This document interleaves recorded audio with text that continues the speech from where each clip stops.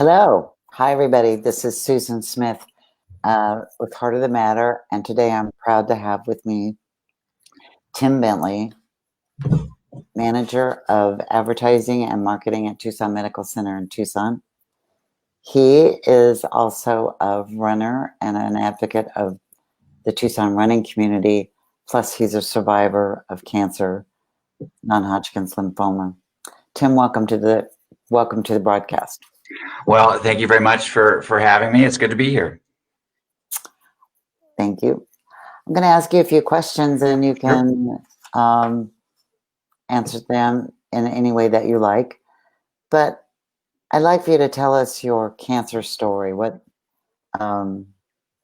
was going on with you and what were your symptoms and how did they fix you? What was the fix? So I was diagnosed with non-Hodgkin's lymphoma, stage 4 non-Hodgkin's lymphoma in April of 2009. But I'll tell you that it was that was the culmination, looking back on a lot of different factors that I wasn't really tracking on. I started noticing in 2006 and 7. I was getting very tired quite often. I would have on occasion extreme night sweats. I would wake up and just be sweating profusely. I was having some digestive issues. Everything that could be attributed to something else. I was, like you said, I'm a runner. I always assumed that I was just out of shape because I was so tired. My quads would be so heavy. I'd have problems catching my breath. I was my digestive issues were just horrible, and I thought my diet was bad. But looking back after my diagnosis, every one of those was an indicator, one of the 7 or 8 cancer indicators that you should be aware of. I lost probably 20 pounds over 3 months, and I thought it was because I had started running a little bit more and changed my diet. But I lost more than 10% of my body weight that quickly. That's an indicator. So all of these things put together, in hindsight, it's a classic cancer diagnosis, but taken over 3 years, it was something that I could easily write off. Which is why now I encourage people to, really listen to your body, really check in with yourself on, monthly and weekly basis. So what was the diagnosis? How long did it take them to figure that out? So my official diagnosis is I was diagnosed in April of 2009 with non-Hodgkin's follicular lymphoma. So follicular, like your hair follicles or your fingernails, meaning it was slow growing. Non-Hodgkin's follicular lymphoma, stage 4, type B, 10%. Staging, we're all familiar. We've heard of different stages of cancer. There are 5 stages. I was in stage 4. And type B means that it was involved in my blood and my bone marrow, about 10%. It took probably 2 or 3 months to diagnose it, to do all the tests. But I was treating the symptoms probably for 2 years. Various symptoms. They thought I had Crohn's disease. They thought I had several other diseases, and none of those worked. And so they decided to do one last check.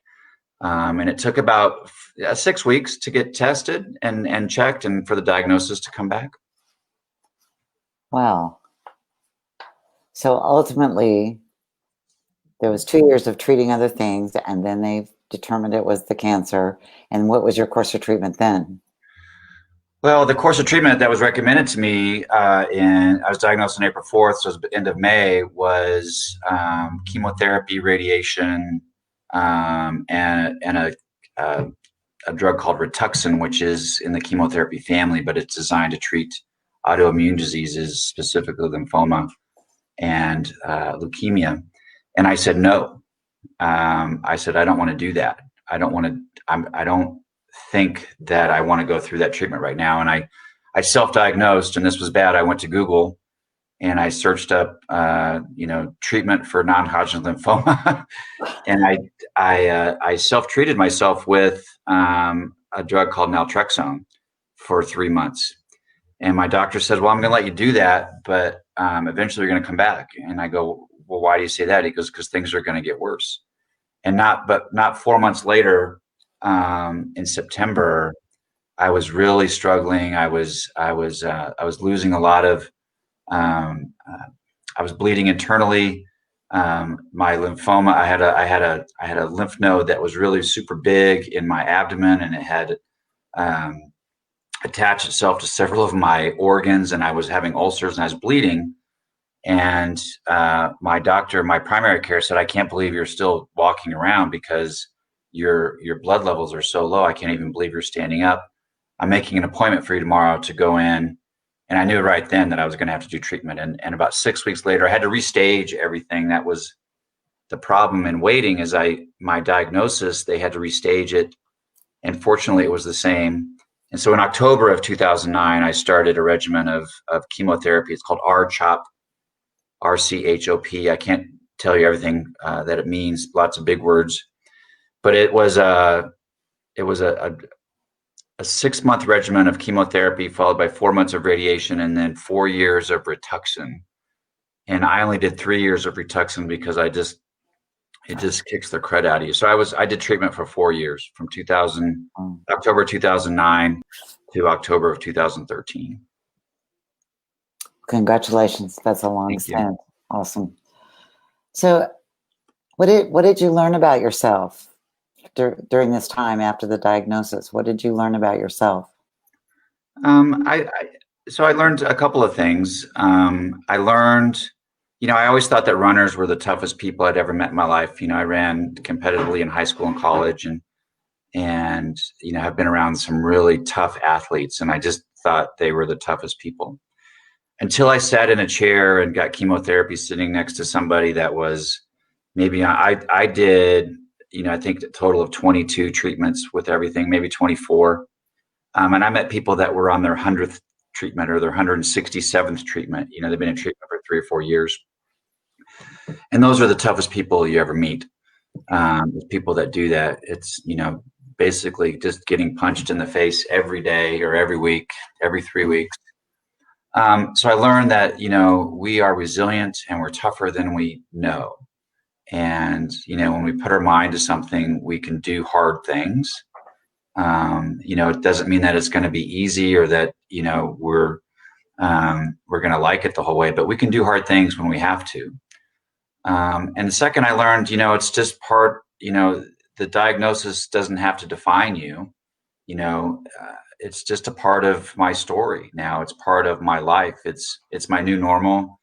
It's something that I did in my life, just like I went to college, just like, I work at my jobs, or, when people in my life, those things define you. Was that before or after I had cancer? Was that before or after I was in college, or before, so a lot of those things, I decided and I learned that I didn't have to let them define me. And that's the biggest thing that I learned. It's just part of the fabric of my life and my story. That's a good one. That's a great story. What would your advice be to people dealing with cancer? Well, I have a two-pronged approach to this. I always tell people, especially men, but I tell people in general, I said, don't be a knucklehead. You really need to listen to your body. You really need to check in with yourself. And that means going to the doctor regularly. It means getting your blood work done and knowing the state of your body. So that way, like when those things started to change for me in 2005 or 6 or 7, those would have been indicators if I had been checking in with myself. But I think I was 40 years old. I was 38 years old. I was healthy. I was active. I just thought, well, I'm not sick, but if I had been going to the doctor regularly, I would have known. Mm-hmm. And then 2, if you're getting cancer treatment, I say a couple things about this. Your doctors are super smart, and that's the reason why they're cancer doctors. But they are just doctors, and they have one specialty, and that's to make sure that they give you the right amount of medicine and things like that. But you as a patient, you as a person are just as smart. And if you are engaged and ask questions, why, how come, what if we do, what if we don't?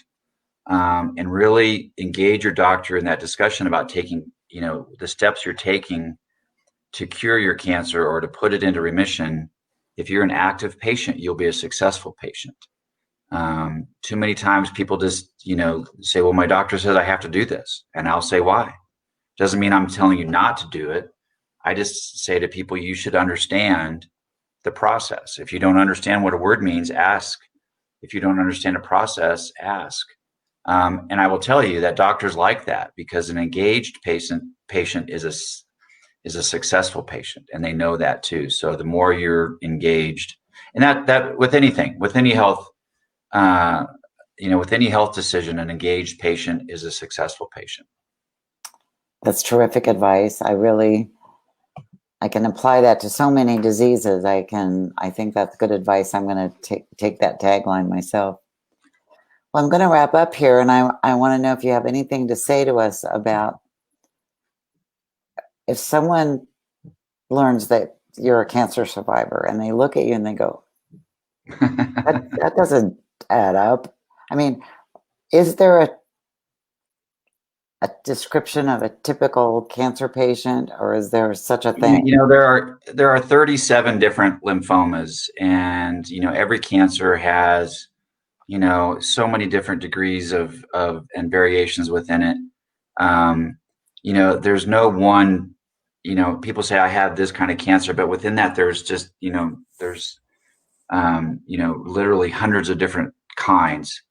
So, cancer is something that it doesn't, I always say it doesn't pick on you. It doesn't say, oh, it's Tim's turn or it's this turn. If you're not afraid,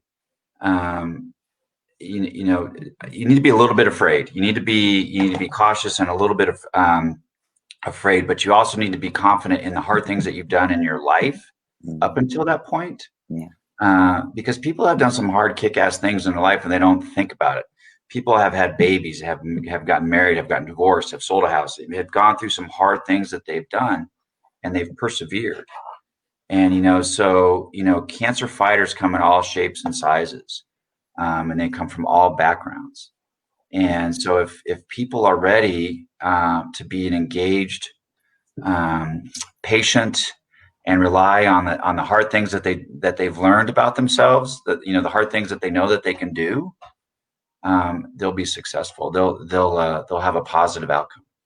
All right. Well, that's such great advice, and your story is compelling and inspiring. And I appreciate your coming on to this broadcast with me, and I'm looking forward to sharing your story around social media. So thank you, Tim. We're going to sign off for now, and I'll be talking to you. Thanks for having me. I'll talk to you soon. Okay, bye.